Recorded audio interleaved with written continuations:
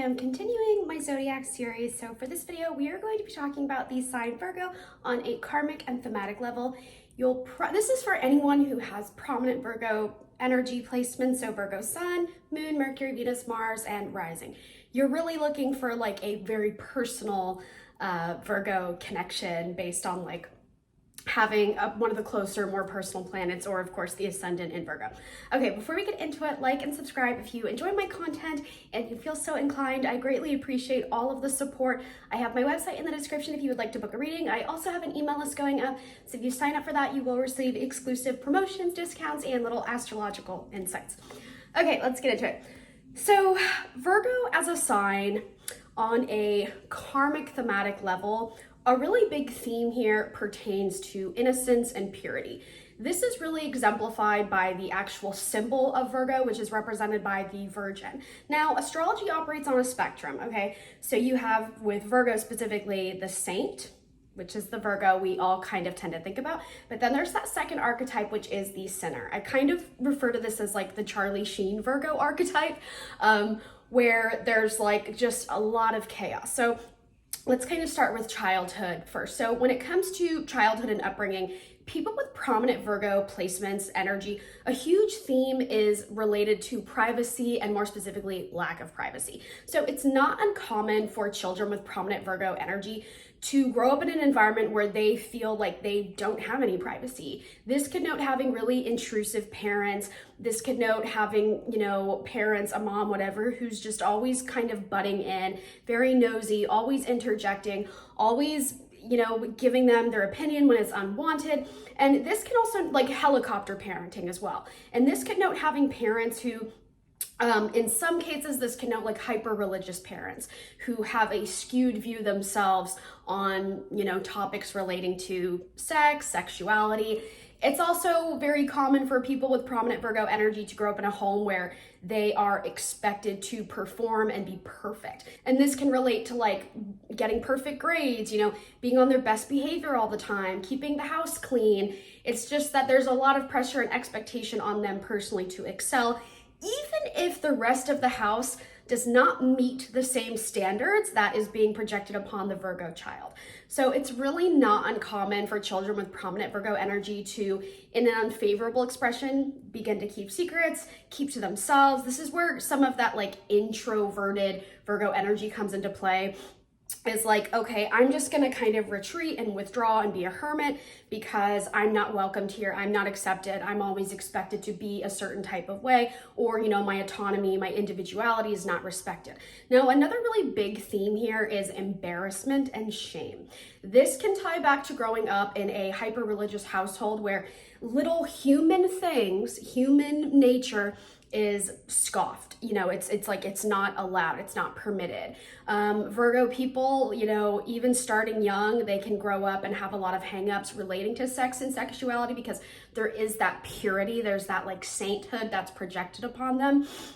It's not uncommon for people with prominent Virgo energy to be late bloomers as well. Like their puberty can be delayed kind of as this like weird thematic karmic thing that just happens to them because of the themes relating to purity.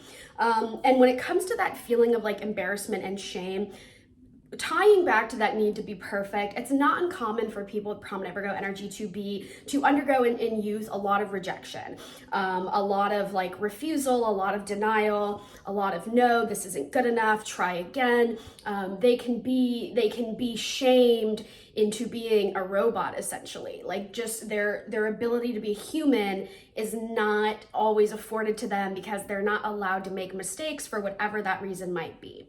So it's normal, unfortunately, for children with prominent Virgo to grow up with deep feelings of shame, embarrassment, and humiliation. And this could note too, like in school with peers, feeling bullied. I mean, there's a lot of ways that shame and that embarrassment can manifest. Why do you think like we have the stereotype for Virgo of being like super clean, being judgmental, being very critical? It's because this is the behavior that was modeled for them in youth. They were often criticized. They were often rejected. They were often made to feel embarrassed and ashamed of their normal human self. So they can perpetuate this in adulthood, okay? Now, in dealing with like perfection, embarrassment, shame, all of those kind of complex feelings, this is where that divide comes into play. You have the Virgo influenced individual who embodies that like more stereotypical Virgo archetype, which is like neat, tidy, everything needs to be 1, 2, 3, ABC. And then you have that second archetype I mentioned earlier, like the Charlie Sheen archetype, where it's just complete chaos. So at the end of the day, both of that type A and type B, like literally that's like where the divide, it's like the type A person, the type B person. Both of them have, you know, a common root, which is like, again, that fear of failure, that fear of rejection. And they both tend to struggle, both types, with mental health issues. Why? Because Virgo is ruled by Mercury, which is the planet that rules over cognition, cognitive function, mental health, all things relating to the brain. Now that said, people with prominent Virgo energy, they're very smart, they're very curious. We have to remember that Virgo and Gemini are both ruled by Mercury. They have overlapping qualities. Both signs are very intelligent, very smart, very nosy, very curious. The theory, the lore here is that Gemini got the fun parts of Mercury, Virgo got the not so fun parts of Mercury. So Virgo can sometimes be seen as even more neurotic, but it takes on a more depressive type of just expression, I guess I should say. So Gemini we associate more with like manic mania, you know, mood swings, roller coasters. Virgo is a little more not muted, but I think you get what I'm saying. Virgo's more like depleted. Virgo doesn't have as many highs as the Gemini has. So in terms of mental health, it's very common for people with prominent Virgo energy to undergo like bouts of depression. Anxiety is super common here. Worry-wart syndrome, worst case scenario syndrome. Gemini, in terms of like mental health, is a little more delusional. There's like limerence going on. There's, you know, there's just a sense of fantasy to them. Virgo's more grounded. It's an earth sign. So whereas Gemini can be like delusionally optimistic, Virgo is delusionally like in the other way, like everything's gonna go wrong. You know, worst case scenario syndrome, worry-wart syndrome. It's also common for people with prominent Virgo energy to have like obsessive compulsive disorder, obsessive compulsive behaviors, personality problems. And this can manifest again in that type A, type B. So type A is what we think of traditionally and stereotypically with like OCD and things like that. It's like everything's organized, everything, it has to be perfect, color coordinated, like everything is just completely neat and tidy, but it drives them crazy. It doesn't matter if it's organized, like that hole is never gonna be like filled. You know what I mean? Like no matter how organized they try to be, there's still this like nagging need that it's just not good enough. So for people with prominent Virgo energy, whether it's type A, type B expression, nurturing self-esteem is crucial. Healing that fear of rejection, healing those like criticisms that just repeat in your head over and over from childhood. Like the voices in youth who told you that you had every reason to feel ashamed and embarrassed of self, those are the voices that can kind of exist in your mind. They're like driving the car of your brain, and you need to kind of kick them out and take over the steering wheel. Now, the type B expression, their obsessive compulsive way of life, it manifests in a more chaotic way, but there's a method to their madness. So even if everything's a mess, there's clothes all over the floor, nothing is organized, they're hoarding, there's trash everywhere. It kind of reminds me of like hoarders, where it's like, okay, yeah, there's stuff everywhere, but clearly these people are so sensitive about the clutter. Like the clutter just to us looks like trash, but to them it's like their most prized possession. And like they get emotional when people try to come like clean it up. So it's like there's still an obsession even to the pile of mess on the floor. So all of that to say that it's really important that people with prominent Virgo energy find a balanced, moderated, and healthy way to organize their life, their lifestyle, their routine.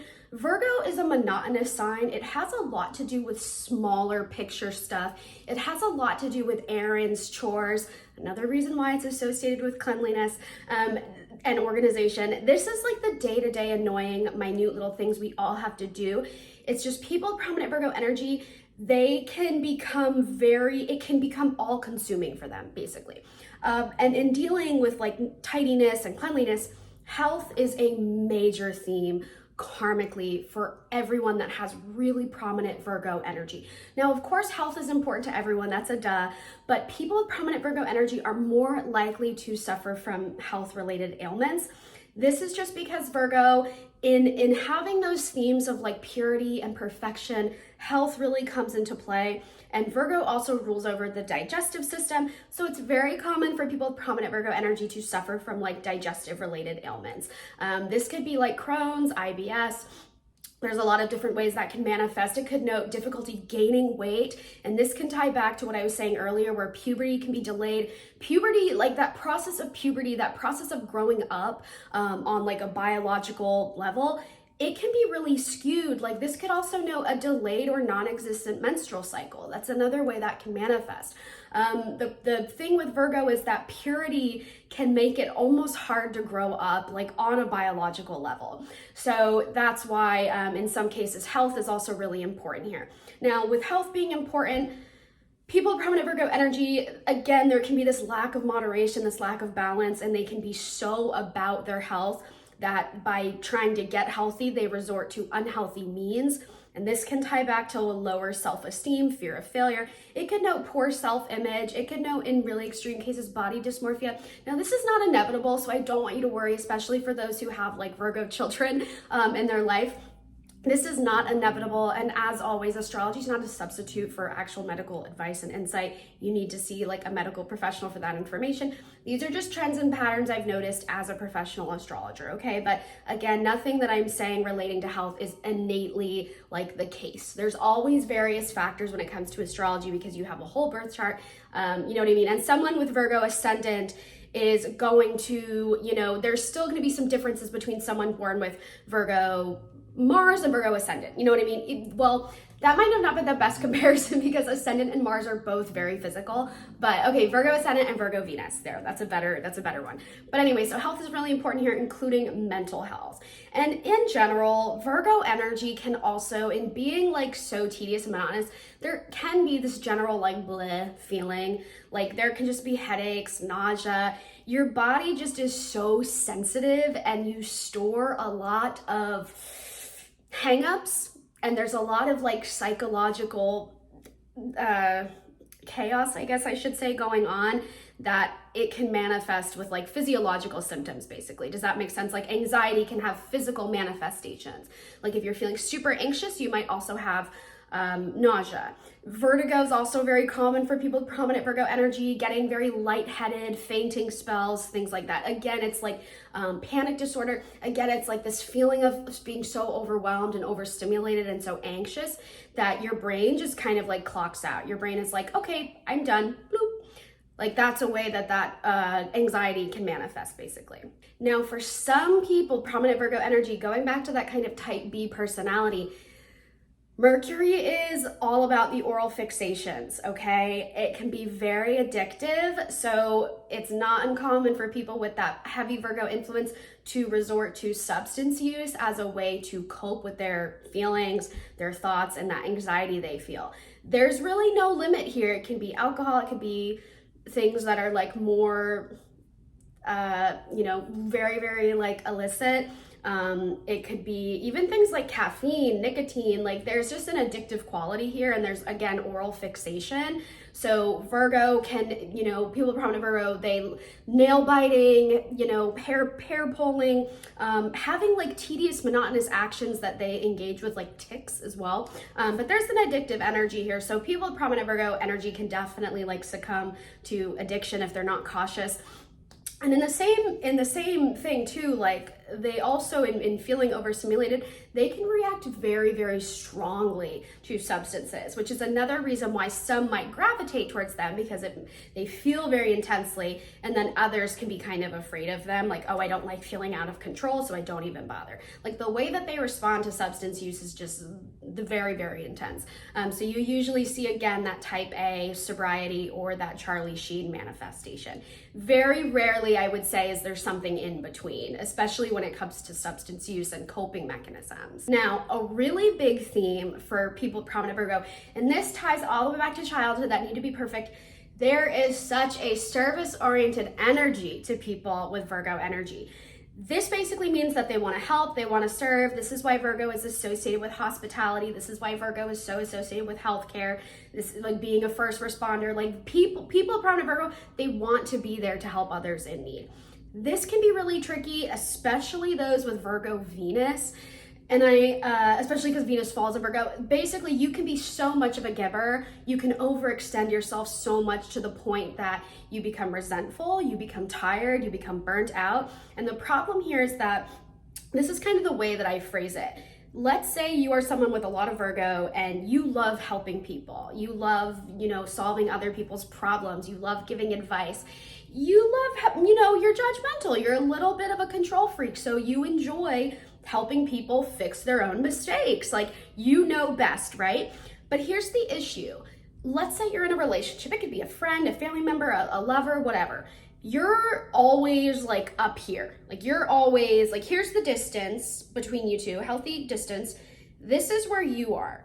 You're like in their face all the time. You're like right here. You're giving like 90% energy into this relationship. You're leaving such a little space that person can only give 10% to meet you. Like, they can't meet you halfway because you are not halfway. You are you're bridging so much space that you are making it impossible for others to give to you. You are not in a state of reception. When all you're doing is helping, you are not in a complete state of reception. I'm not saying you shouldn't help people. We need helpers. Everyone, you need your generosity, your affection and love and care. It's great. It's very valued, but you have to have balance and moderation. You have to allow yourself to receive from others.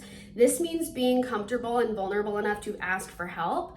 This means being comfortable and vulnerable enough to not brush away people's compliments or praise.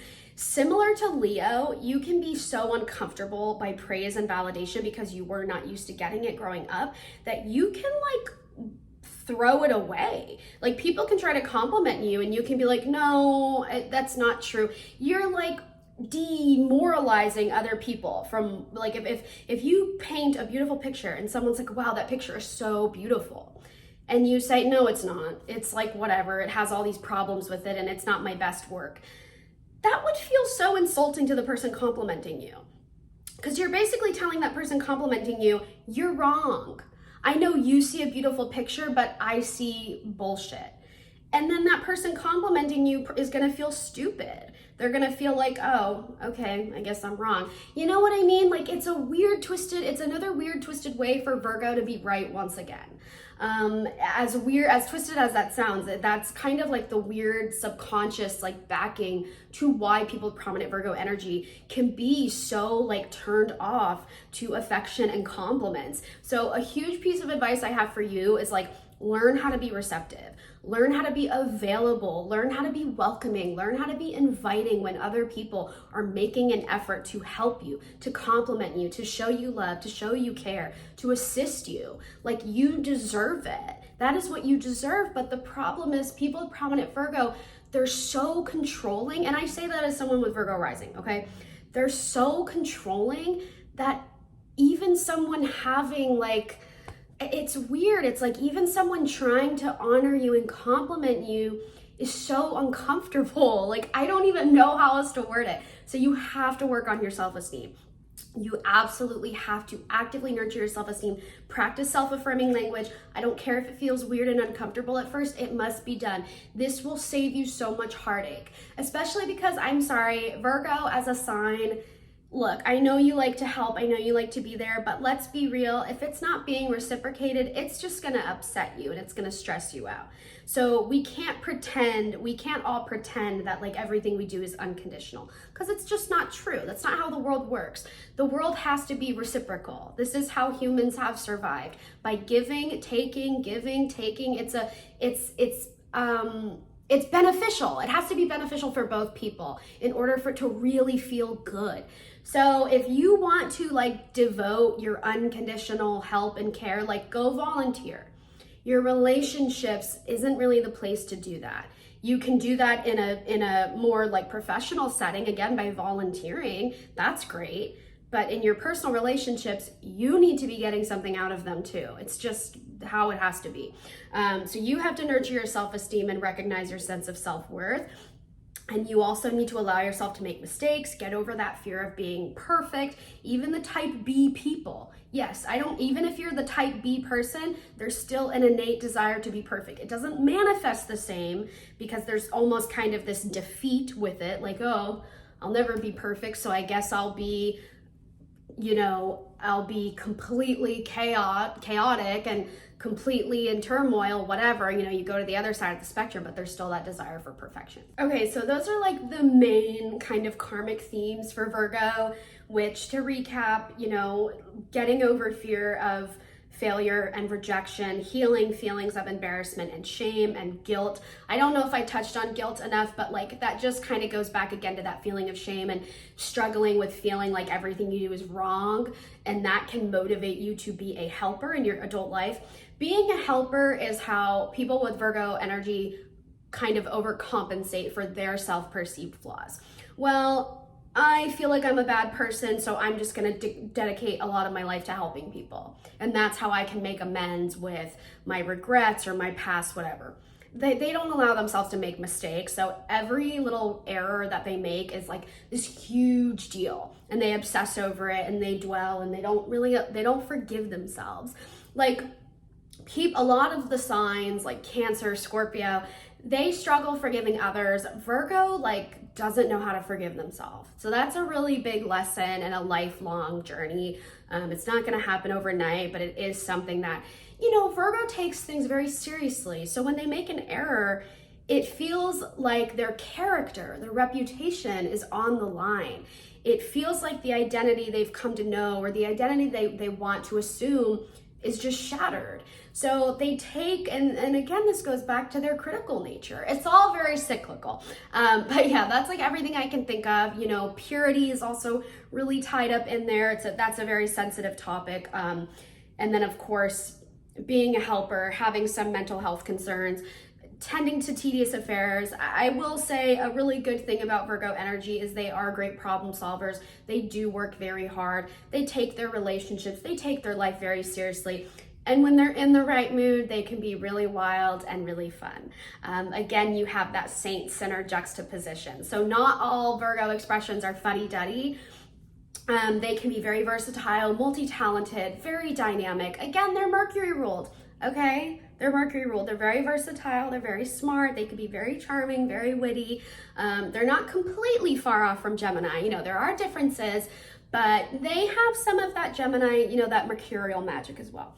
Okay, let me know in the comments if this made sense. I hope that it brought some type of clarity for those who have Virgo placements. And if you know someone with Virgo energy, I hope this made sense. And leave me a comment if you, again, resonate. Like and subscribe if you enjoy my content. I really appreciate all the support. And again, my website is in the description if you would like to book a reading with me and sign up for my email list.